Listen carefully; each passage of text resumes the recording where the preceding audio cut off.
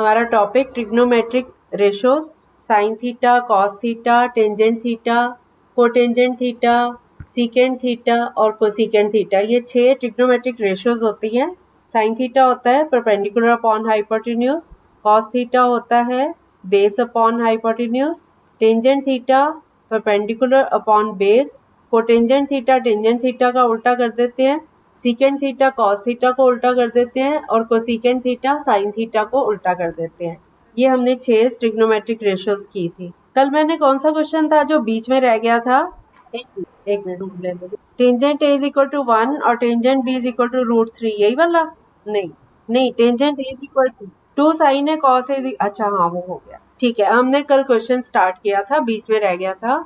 If tangent A is equal to 1 and tangent B is equal to √3, evaluate cos A into cos B. यही था ना? क्या है answer? 1/2, वो तो cos B आएगा। cos A कितना आया? हाँ, तो इनको मल्टीप्लाई करो ना, हमारा क्वेश्चन था cos A into cos B, तो 1/√2 into 1/2, तो ये आ गया 1/2√2। हाँ, बाकी बच्चों का भी आ गया था, विक्रमजीत का आ गया, इमरान आपका भी यही था। चलो कोई नहीं निकला तो अभी कर लो, आप कंप्लीट कर लो, अभी सब बच्चे कर लो। Tangent A is equal to 1 और tangent B is equal to √3 और जो B है वो 90 डिग्री का एंगल B पे है। ABC ट्रायंगल है जहाँ पे एंगल B 90 डिग्रीज है। टेंजेंट A 1 और टेंजेंट B √3। आपने ना इसमें 2 ट्रायंगल्स बनानी है, एक में B राइट एंगल है, वहां से tangent A is equal to BC upon AB लोगे और टेंजेंट B हमें दिया हुआ है दूसरा, तो उस केस में A पे 90 का एंगल बना लो, एक और ट्रायंगल ले लो ABC, A पे राइट एंगल बना लो। अब हमारा टेंजेंट B है, टेंजेंट B हमें गिवन है √3, तो इसका मतलब CA जो है दूसरी फिगर में √3 है और BA 1 है। यस, 1/2√2, क्योंकि फर्स्ट केस में 1/1 किया, 1 स्क्वायर 1, 1 + 1 2, 2 का स्क्वायर रूट, तो AC आया √2। दूसरी फिगर में √3 हो गया आपका, √3 जो है वो इधर दिया हुआ है। दूसरे केस में आ रहा है ये 1/2, cos B की वैल्यू 1/2, तो 1/√2 इंटू 1/2, ये आ गया 1/2√, ठीक है। अब हम नेक्स्ट क्वेश्चन पे आ गए। नेक्स्ट क्वेश्चन है, in a triangle ABC right angled at C, if tangent A is equal to 1/√3, find the value of sin A into cos B. C पे राइट एंगल है, टेंजेंट A, AC बेस ले लो और BC perpendicular हो गया। A पे tangent A 1/√3 ये given है, आपने निकालना है sin A into cos B। आप लोगों को मैं 1 मिनट इंट्रोडक्शन दे दूं, अब सब बच्चे आ गए हैं। रोहित मोदी मेरा यहाँ का बहुत पुराना स्टूडेंट है, पहले बहुत दिन ये मेरे पास पढ़ता रहा है, फिर इसने पढ़ाई कर रहा था, +2 के एग्जाम्स दिए हैं अभी, और ये साथ साथ अपना बिजनेस कर रहा था, तो इसलिए इसको टाइम नहीं मिलता था हमारी क्लास अटेंड करने का। जब टाइम था तो इसने बहुत रेगुलर अटेंड किया हुआ है क्लासेस, स्टार्टिंग से ही की हुई है इसने, तो अब इसका रिजल्ट आया है, इसके बहुत अच्छे मार्क्स आए। देखो बिजनेस भी किया है इसने, साथ साथ पढ़ाई भी की है, उस हिसाब से 60% मार्क्स आए हैं इसके +2 में, तो बहुत अच्छे मार्क्स आए हैं। आप लोग इसको बधाई दो, रोहित को कॉन्ग्रेचुलेशंस बोलो। और कांति कुमारी जो है ये भी हमारी ऐसे ही रोहित की तरह, कांति कुमारी भी मेरी पुरानी स्टूडेंट है, ये कभी मिस नहीं करती थी क्लास, मुझे याद है रोज आती थी। ये बोलती कम है लेकिन आती जरूर थी क्लास में, पढ़ती अच्छे से थी, है ना कांति? हाँ, आज बहुत अच्छा, उधर इंग्लिश की क्लास, अच्छा, तो कांति के भी बहुत अच्छे मार्क्स आए हैं, 66% मार्क्स आए हैं इसके +2 में, इसको भी कॉन्ग्रेचुलेट करते हैं हम कांति को भी। और कांति, और कौन थे आपके बैचमेट्स, और कौन थे? शिवानी, इसका क्या आंसर आएगा? Tangent A is equal to 1/√3 sin A into cos B निकालना है आपने। 2 इंटू √3 नहीं, जब आपको टेंजेंट A की वैल्यू दी हुई है तो आपको 2 वैल्यूज पता चल जाती हैं, परपेंडिकुलर और बेस, फिर पाइथागोरस थ्योरम लगा के आप हाइपोटेन्यूज निकालो। हाइपोटेन्यूज कितना आया? √4 क्या होता है? 2, हाँ, √4 करोगे तो 2, 1 स्क्वायर प्लस 3 स्क्वायर, √3 का स्क्वायर, √3 का स्क्वायर करो तो 3 हो गया, 1 का स्क्वायर 1, 3 + 1 4, 4 का स्क्वायर रूट लोगे तो 2 आ गया इसका हाइपोटेन्यूज। अब आपको हाइपोटेन्यूज भी पता है, बेस भी पता है, परपेंडिकुलर भी पता है। अब आप साइन ए निकाल लो, साइन ए क्या आएगा? हाँ, साइन ए इज 1/2 और कॉस बी क्या आएगा? बी पे चले जाओ, अब बी पे जाओ ना। जब आप बी पे चले गए तो बी से कॉस क्या बनेगा? बेस अपॉन ए से तो साइन ए सी परपेंडिकुलर होगा ना, सी पे राइट एंगल है। हाँ, तो क्या आएगा? ए सी थोड़ी बेस होगा, बी पे आप आ गए ना। आप परपेंडिकुलर ही होगा, लेकिन हमने कॉस बी निकालना है। आप ध्यान से सुनो, अब साइन भी नहीं रहा और पॉइंट भी वो वाला नहीं रहा, कॉस हो गया और बी हो गया। कॉस कॉस बी है तो इमरान आप बताओ, 1/√3 क्यों? नहीं, हाइपोटेन्यूज क्या आया था? 2, तो फिर √3 क्यों ले रहे हो? 3 कहाँ से आ गया? 1/2 बेटा। आप फिर कंफ्यूज हो रहे हो, आपकी ट्रायंगल पे फोकस करो। ABC ट्रायंगल है, हाँ हाँ ठीक है, ABC ट्रायंगल है, C पे राइट एंगल है, AC बेस है और BC परपेंडिकुलर है। जब हम A की बात कर रहे हैं, थीटा A पे है तो ठीक है। अब जो परपेंडिकुलर है BC, वो हमने अभी निकाला 1 और नीचे बेस AC है √3, तो यहाँ से हमने पाइथागोरस थ्योरम लगा के हाइपोटेन्यूज निकाला, वो आया 2। अब ये 3 वैल्यूज हमें पता चल गई। अब पहला था साइन ए पे आ जाओ। ए के सामने कौन सी साइड है? BC। BC हमने लिया था 1 अपॉन हाइपोटेन्यूज 2, तो साइन ए की वैल्यू आ गई 1/2। अब अगला पॉइंट है हमारा कॉस बी। अब जो कॉस है वो बी पे चला गया, तो हम ये बी पे चले जाते हैं, बी थीटा हो गया। अब बी के सामने AC है जो कि पहले बेस था। जब हम पॉइंट चेंज करते हैं, मैंने आपको बोला था परपेंडिकुलर और बेस आपस में इंटरचेंज हो जाते हैं। जो बेस है वो परपेंडिकुलर बन जाता है, परपेंडिकुलर बेस बन जाता है, हाइपोटेन्यूज वहीं का वहीं रहता है। ठीक है, अब हम कॉस पे आ गए। कॉस का फॉर्मूला है जो उसके साथ वाली इंक्लाइंड लाइन है, कॉस की जो लाइन है वो है BC, तो BC था 1/2, तो कॉस बी वही है जो साइन ए था। साइन के लिए उसके सामने वाली साइड 1 थी और कॉस बी आ गया, तो कॉस बी की बेस वाली लाइन 1 है। अभी भी नहीं क्लियर हुआ कि हो गया? हो गया सबको? तो ये होगा 1/2 इंटू 1/2, दैट इज 1/4। ये आंसर आ गया। ठीक है, अब इसी क्वेश्चन में जब यही दिया हुआ है, ये कहाँ से शोर आ रहा है? सिंपली अपने पीछे शोर ना होने दिया करो, मना कर दो। ठीक है, अब हमारा यही क्वेश्चन है, right angle at C, tangent A is equal to 1/√3। आपने तीनों वैल्यूज निकाल ली। अब आप मुझे बताओ cos A into sine B क्या होगा? पहले कॉस ए निकालो फिर साइन बी। अभी बताती हूँ, बाकी बच्चे भी सॉल्व कर लें, फिर बताती हूँ सही है कि गलत है। आप लोग आंसर तो दो, रॉन्ग होगा तो मैं ठीक करूंगी बेटा, घबराओ नहीं। कॉस ए कितना हुआ? √3/2। अनमोल आप बताओ। हाँ हाँ सही है। इसमें अब कॉस ए आएगा बेस अपॉन हाइपोटेन्यूज। बेस है AC और हाइपोटेन्यूज है AB, तो ये हो गया आपका AC कितना था? √3/2। अब दूसरा पॉइंट है साइन बी। साइन जो है वो B पे लेना है हमें, B पे साइन लो। B के सामने साइड है AC, वो भी √3 है, √3/2। ये भी √3/2। ये मैंने आपको अभी यही चीज बताई थी कि कॉस ए और साइन बी सेम है, साइन ए और कॉस बी सेम है, क्योंकि वो आपस में इंटरचेंज हो जाते हैं। पॉइंट चेंज होते हैं तो साइन और कॉस भी इंटरचेंज हो जाते हैं। ठीक है, तो ये आ गया √3/2 इंटू √3/2, सो ये बन गया 3/4। वैसे मेरा ये पूरा क्वेश्चन था sign A cos B plus cos A sine B. मैंने ब्रेक करके 2 पार्ट्स में आपसे करवाया। पहले पार्ट का आंसर आया 1/4, अब दूसरे पार्ट का आया 3/4। इन दोनों को ऐड कर दो तो कितना आया? 1। वेरी गुड, तो इस क्वेश्चन का आंसर है 1। अब क्लियर हो गया सबको? मुश्किल तो नहीं लग रहे? किस किस को मुश्किल लग रहे हैं? हाँ, आप अपने माइंड में बेटा, माइंड में फिगर बना लो। आप लोग कुछ चीजें इमेजिनेशन से करते हो ना, अपनी कल्पना से करते हो ना, अपने दिमाग में। आपको मैंने कल एग्जांपल दिया था बिल्डिंग का ही, बिल्डिंग के साथ सीढ़ी खड़ी है।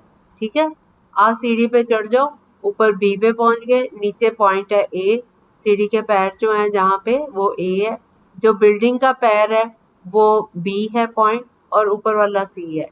ठीक है, तो अगर आप A पे बैठे हो तो आपके सामने बिल्डिंग है, वो परपेंडिकुलर है। अगर आप ऊपर चढ़ गए सीढ़ी से तो आपके सामने जमीन वाला पार्ट है जो डिस्टेंस है दोनों सीढ़ी और दीवार में। ये इमेजिन कर लो आप अपने दिमाग में। सीढ़ी तो सब जानते हो ना क्या होती है, सब बच्चों को पता है ना सीढ़ी, ठीक है। तो आप अगर अपने दिमाग में ये इमेजिन कर लोगे ना अपनी, मतलब आप इसको सपोज कर लो भी ऐसे एक बिल्डिंग खड़ी है, उसके साथ सीढ़ी खड़ी है, तो मैं यहाँ खड़ा हूँ तो मेरे को यहाँ से मेरे सामने वो वाली बिल्डिंग आ जाएगी ऐसे, ठीक है। और कौन सा एग्जाम्पल ले सकते हैं हम? आप अपने हाथ का एग्जाम्पल ले सकते हो। एक और एग्जाम्पल मैं देती हूँ। आप अपना हाथ सीधा करो अपना, और अंगूठे को सीधा ऊपर कर लो, अकड़ा लो। तकरीबन सब लोगों का अंगूठा 90 के एंगल पे होता है आपका? आपका जो हथेली है ना, पहली जो फिंगर है, उसको सीधा, अपने हथेली को सीधा खोल लो आप, ठीक है। ये अंगूठा जो है ये आपका जरूरी नहीं है, कई बच्चों का नहीं भी होता 90 के एंगल पे, कई बच्चों का ना अंदर को इंक्लाइंड होता है, कई बच्चों का बाहर की तरफ इंक्लाइंड होता है, पर मोस्टली बच्चों का, ज्यादातर लोगों का, इंसानों का ये जो अंगूठा है ये 90 डिग्रीज पे होता है। आप अपना इसको नहीं है तो आप मान लो इसको कि ये 90 डिग्रीज पे, ठीक है। तो ये जो ऐसे अपना हाथ रखा आपने, अपना राइट हैंड ऐसे अपने आगे रख लो और लेफ्ट हैंड से उसको छू के देखो कि ये नीचे जो है एक सीधी लाइन बन रही है आपकी हथेली की, और उसके ऊपर ये अंगूठा खड़ा हुआ है 90 के एंगल पे, ठीक है। तो जो अंगूठा है वो परपेंडिकुलर है, और जो हथेली का पार्ट है सीधा, वो आपका बेस है, ठीक है। तो अब अंगूठे की जो टॉप है, ऊपर जो टिप है, और जो आपकी पहली वाली फिंगर की टिप है, इसको अगर आपस में जोड़ दिया जाए तो ये हाइपोटेन्यूज है, ठीक है।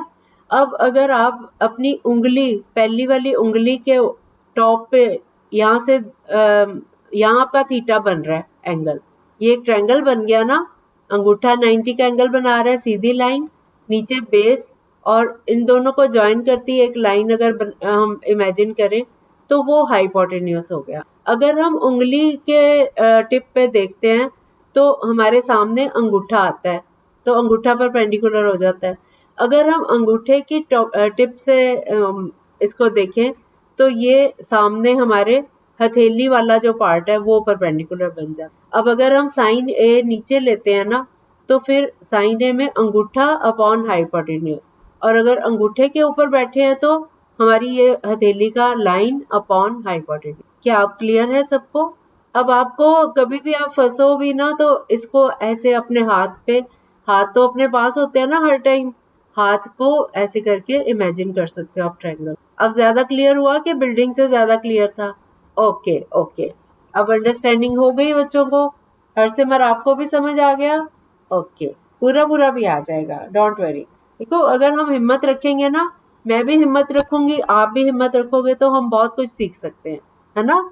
ठीक है, हम अपनी प्रैक्टिकल एग्जांपल्स लेंगे, उससे हम इमेजिन करेंगे अपने दिमाग में, और इमेजिनेशन से हम क्वेश्चंस को सॉल्व कर लेंगे। नथिंग इज इम्पॉसिबल, असंभव कुछ भी नहीं होता, है ना?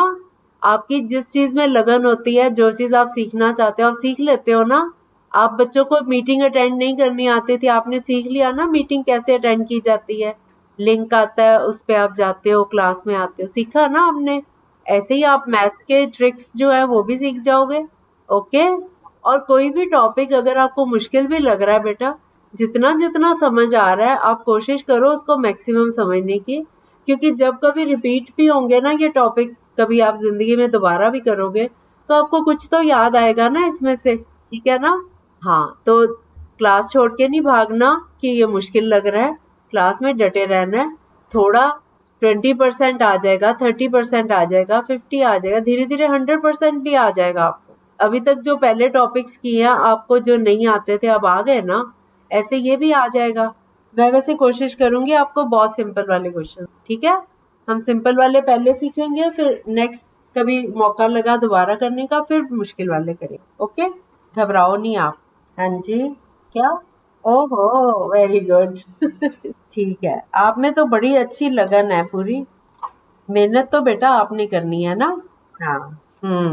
अब आपको एक बड़ा इंटरेस्टिंग सा टेबल करवा दूं मैं। अब जैसे थीटा है ना, थीटा की डिफरेंट वैल्यूज हो सकती है। थीटा 0 भी हो सकता है, 30 डिग्रीज का हो सकता है एंगल। एंगल्स तो सब जानते हो ना? हाँ, तो एक 0 डिग्रीज हो सकता है, 30 डिग्रीज हो सकता है, 45 डिग्रीज हो सकता है, 60 डिग्रीज हो सकता है और 90 डिग्रीज भी हो सकता है। ये 5 एंगल्स पे इनकी क्या वैल्यू बनती है वो मैं आपको एक टेबल सिखाती हूँ आज। वो बहुत इंटरेस्टिंग है, ठीक है, वो आप समझ लो उसको कैसे बनाना है। हम लोग जैसे हमने ये 5 वैल्यूज याद कर लो, 0 डिग्रीज, 30 डिग्रीज, 30, 45, 60 और 90। ये सारे 15 से भाग हो रहे हैं ये वाले, है ना, 15 से डिविजिबल है। हमने 5 एंगल्स पे करना है आज। ओके, 0 डिग्री, 30 डिग्री, 45 डिग्री, 60 और 90, ये 5 वैल्यूज ऐसे याद कर लो। अब हमने साइन थीटा को चेक करना है कि साइन जो थीटा है, थीटा की वैल्यू अगर 0 हो तो साइन थीटा की वैल्यू क्या होगी, मतलब साइन 0 की वैल्यू, थीटा की जगह हम 0 लिख लें तो साइन 0 क्या होगा, फिर साइन 30 डिग्रीज क्या होगा, फिर साइन 45 डिग्रीज का क्या आंसर आएगा, साइन 60 डिग्रीज का क्या आंसर आएगा और फिर साइन 90 डिग्रीज का क्या आंसर आएगा। ये 5 आंसर। पर आज मैं आपको इसके लिए ट्रिक बताने लगी हूँ, ये टेबल कैसे बनता है, वैल्यूज कैसे निकालते हैं।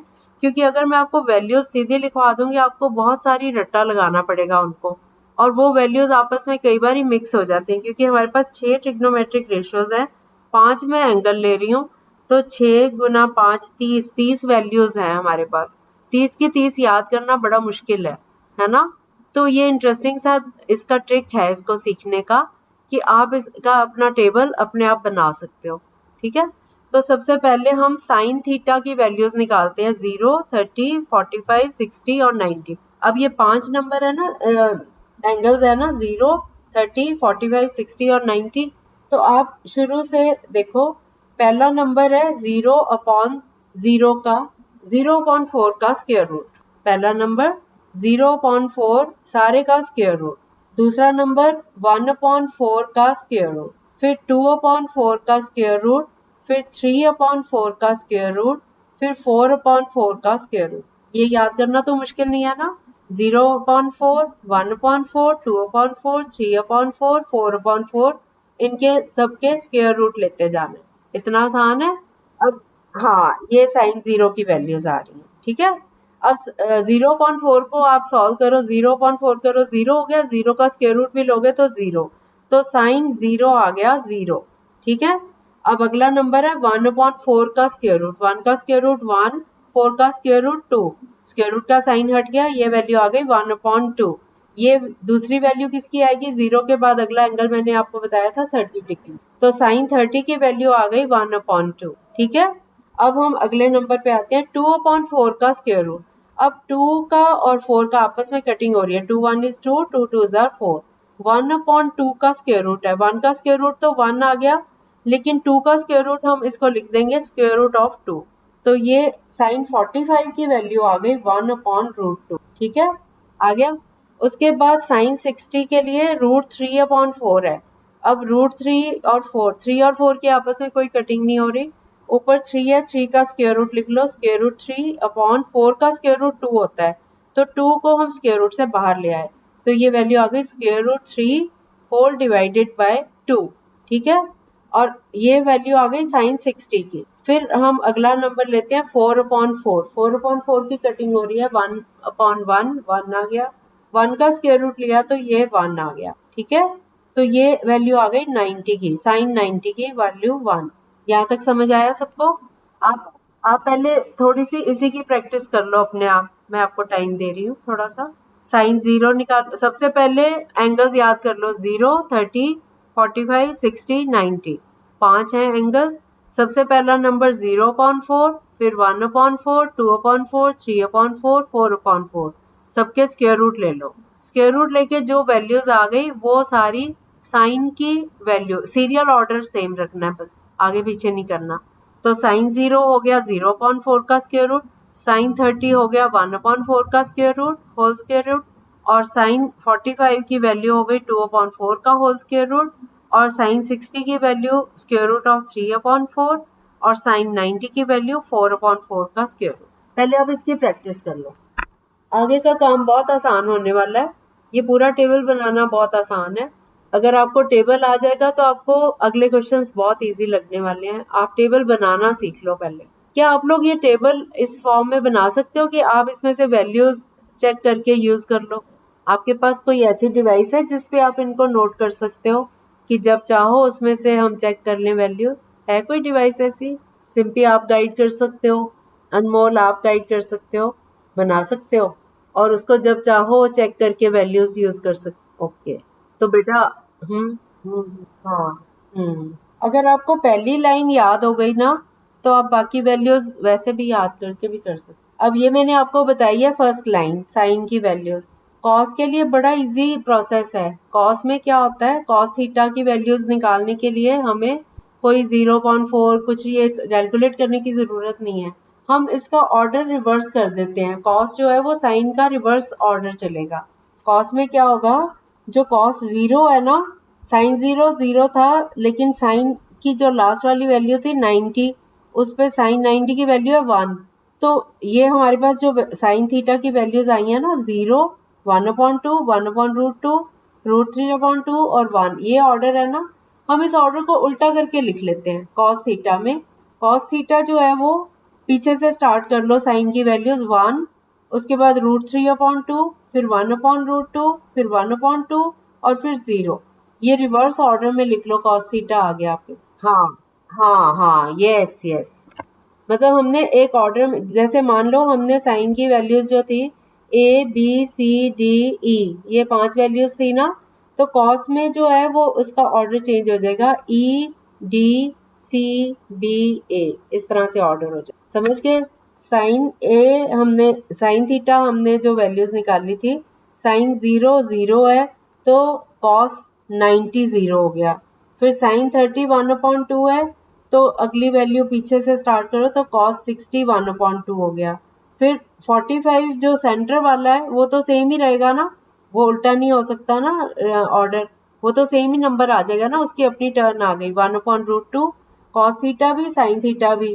फिर 45 डिग्रीज में जब आता है तो 1/√2 होता है। फिर जो cos 60 है वो 1/2 हुआ था। cos 30 इसने साइन 60 की वैल्यू ले ली, साइन 60 था √3/2, तो ये आ गया हमारा √3/2। इसी तरह साइन 91 था तो cos थीटा एट 0, cos 0 हो गया 1। या तो आप लोग नोट कर सकते हो कहीं, बच्चों बताओ, आप लोग नोट कर सकते हो कि सिर्फ लर्निंग?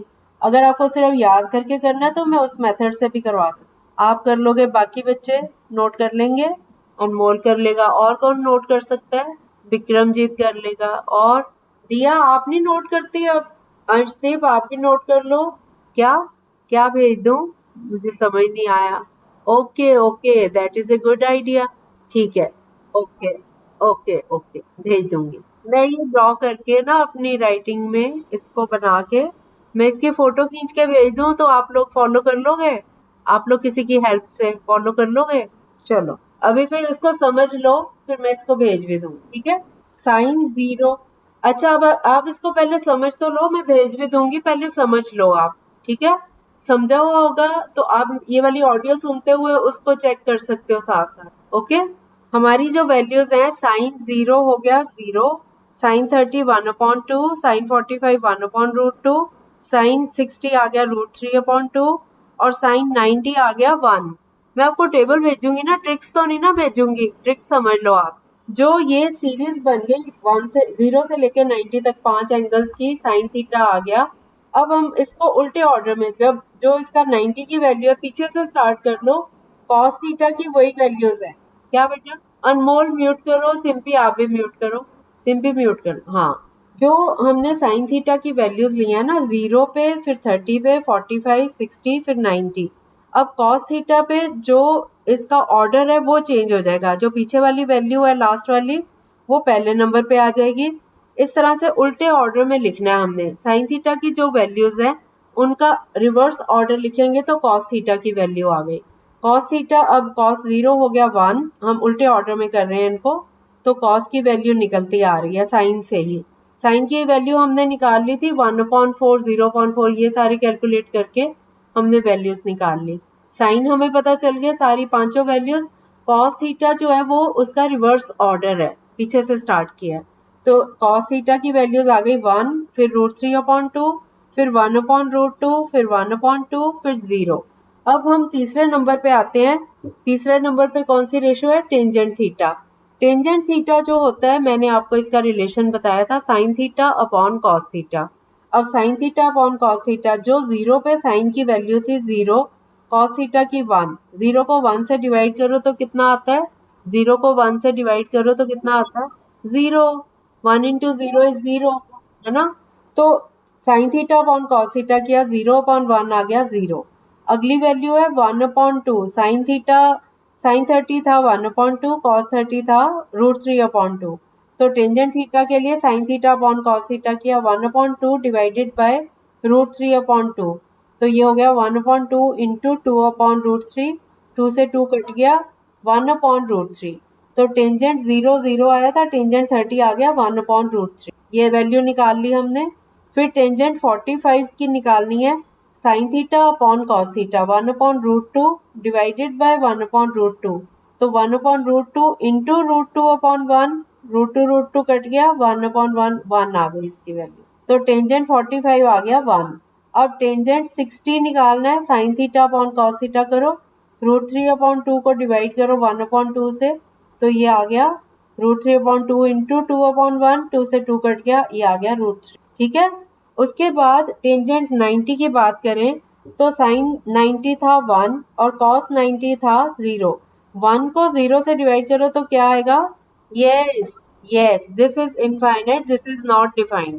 तो हम इस खाने में अगर हमें टेंजेंट 90 की वैल्यू दी मांगी जाए तो हम कहेंगे that it is not defined. Tangent 90 defined नहीं होता। ठीक है, इज दैट क्लियर?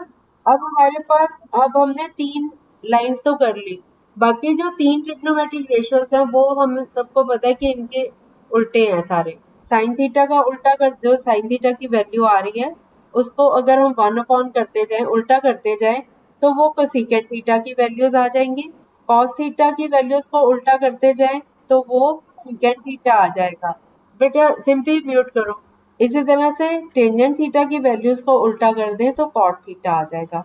मैं आपको सारे बता देती हूँ। पहले हम साइन, ये टेंजेंट थीटा का उल्टा कॉट थीटा कर लेते हैं।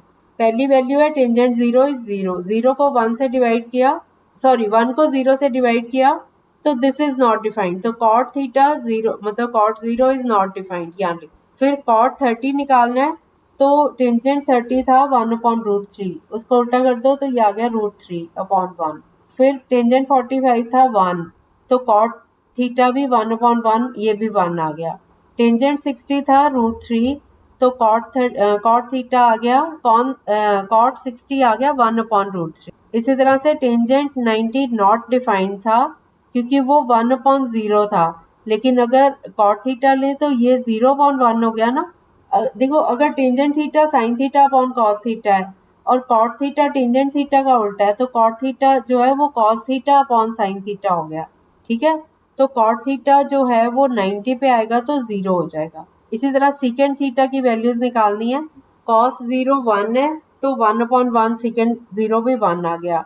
कॉस 30 था √3 अपॉन 2, तो सीकेंट थीटा इसका उल्टा हो गया 2 अपॉन √3। इस तरह से कॉस 45 था 1 अपॉन √2, तो secant theta at 45 will be √2 upon 1, √2 आ गया। फिर कॉस 60 था 1 अपॉन 2, तो सीकेंट 60 हुआ 2 अपॉन 1। फिर कॉस थीटा था 0, तो 1 अपॉन 0 करेंगे सीकेंट थीटा के लिए, सीकेंट 90 के लिए 1 को 0 से करेंगे तो फिर से इट इज नॉट डिफाइंड, तो secant theta at 90 is not defined. फिर एक रह गया हमारा लास्ट वाला कोसेकेंट थीटा। कोसेकेंट थीटा जो है वो साइन 0 0 है, तो कोसेकेंट 0 हुआ 1 अपॉन 0। 1 अपॉन 0 फिर से नॉट डिफाइंड, तो cosecant 0 is also not defined. फिर कोसेकेंट 30, साइन 30 था 1 अपॉन 2, तो कोसेकेंट 30 हो गया 2 अपॉन 1, ये आ गया 2। फिर साइन 45 था 1 अपॉन √2, तो कोसेकेंट 45 होगा √2 अपॉन 1, √2 आ गया। फिर साइन 60 है √3 अपॉन 2, तो कोसेकेंट 60 होगा 2 अपॉन √3। फिर से साइन 90 है 1, तो कोसेकेंट 90 होगा 1 अपॉन 1, 1। तो ये हमारा टेबल बन जाता है। अगर तो आप टेबल बनाना सीख गए हो, आप मेरी ऑडियो सुनोगे आपको याद हो जाएगा मेथड की कैसे आपने फाइंड करनी है, तो आप इसकी प्रैक्टिस कर सकते हो। लेकिन आपको ये ज़रूरी है कि कहीं ना कहीं आप इसको नोट करो। क्योंकि जब आपने ये क्वेश्चंस करने हैं ना इसके ऊपर बेस्ड, तो आपको टेबल सामने चाहिए ही चाहिए। ठीक है, तो आप लोग अब मैं प्रिंटेड वाला जो है आपको मैं भेज दूंगी, ऑडियो भी रिकॉर्ड हो ही गया पूरा, है ना। फिर आप इसकी प्रैक्टिस कर लेना। फिर कल मैं आपको बताऊंगी कि इन वैल्यूज को यूज कैसे किया जाता है। अगर आप लोगों को बहुत दिक्कत आ रही है तो आप सिर्फ इतना ही समझ लेना कि टेबल से वैल्यू कैसे वैसे आप कोई ना कोई अपना वे आउट निकालो कि आप कोई चीजें, आप जो कुछ पढ़ रहे हो नोट्स नहीं बन रहे आपके पास कोई भी, आप नोट्स नहीं बना रहे, जो कुछ सीख रहे हो यहाँ सिर्फ लेक्चर सुनते हो बस,